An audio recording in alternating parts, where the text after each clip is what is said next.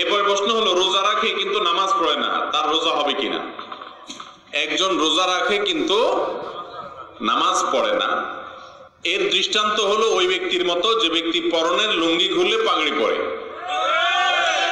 পরনের লুঙ্গি আছে, এখন সেই লুঙ্গি খুলে কি পড়ছে?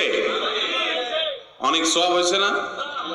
সওয়াব হবে কোত্থেকে? উল্টা তো গুনাহ হয়ে বসে আছে, কারণ ফরজ ছুঁয়া তো তোমাকে নফল করতে কেউ বলে নাই।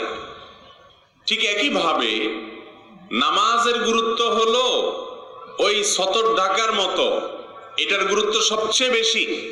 রোজার গুরুত্ব বেশি না নামাজের গুরুত্ব বেশি? আমাদের দেশে রোজাদারের সংখ্যা বেশি না নামাজির সংখ্যা বেশি?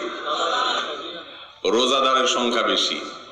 রমজান মাসে শয়তানকে আল্লাহ শৃঙ্খলাবদ্ধ করেন তো সবাই আলহামদুলিল্লাহ, বা সমাজের বেশিরভাগ ইমানদাররাই মাশাআল্লাহ রোজা রাখার চেষ্টা করে, এটা ভালো।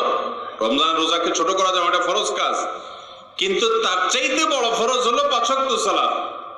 সেই সালাতের যদি খোঁজ খবর না থাকে, অনেকে আছে রমজান মাসে ও রোজা রাখে কিন্তু ওই রমজান মাসেই আবার নামাজের খোঁজ খবর নাই। আমি এমনও লোক দেখছি যে ভোর রাতে সাহারি খেয়ে শুয়ে পড়ছে, ফজর পড়ে নাই, বলে যে সকালে ডিউটি আছে তো এই জন্য ঘুমায় পড়লাম। তাহলে বেচারারে সাহারি খাইতে উঠতে বলছে কে? সাহারি খাইতে উঠার যে গুরুত্ব, ফজরের নামাজের জন্য উঠার গুরুত্ব তার চাইতে বেশি। আল্লাহ তাআলা আমাদেরকে বোঝার তৌফিক দান করুন। অতএব যদি কেউ রমজান মাসে রোজা রাখে তিনি ভালো কাজ করছেন। রোজা তো রাখতেই হবে মুসলমান প্রাপ্তবয়স্ক পুরুষকে, সুস্থ মানুষকে, কিন্তু রোজা রাখলেন নামাজ পড়লেন না, তাহলে কম গুরুত্বটা করলেন, বেশি গুরুত্বটা কি করলেন? ছাড়লেন।